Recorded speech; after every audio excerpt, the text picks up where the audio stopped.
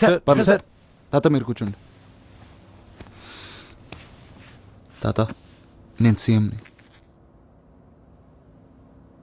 ఈ అమ్మాయి పోయింది దాని చెల్లెలు.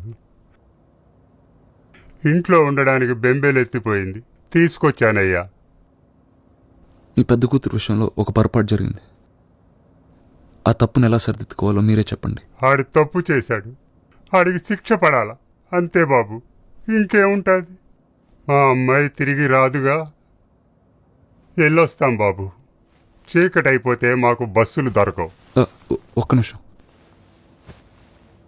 నాకు కూడా ఎవరు లేరు. మీరు నాతో ఉండండి. అమ్మాయి నేను చదివిస్తాను, పెళ్లి చేస్తాను, సొంత చెల్లిలా చూసుకుంటా. వద్దు బాబు. ఎందుకయ్యా? సీఎం గారు చెప్తున్నారు కదా. మాకు నమ్మకం లేదు దొరా. ఏమనుకో. సీఎం కన్నా పెద్ద ఎవరు లేరయ్యా. అంత పెద్దోడే మాట తప్పాడయ్యా. మళ్ళీ మాట తప్పడం నమ్మకం ఏంటి సార్? మా ఊరి ఎమ్మెల్యే, ఆడు మినిస్టర్ కూడా అవుతాడట.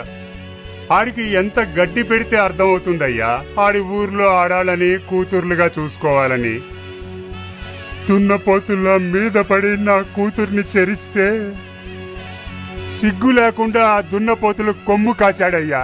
అది మీ జాతి. మీ మాట మీద నమ్మకం పోయింది సార్. పోనీ నా కారులో ఉన్న దింపండి. వద్దు సార్, బస్సులో పోతాం, నలుగురు ఉంటారు.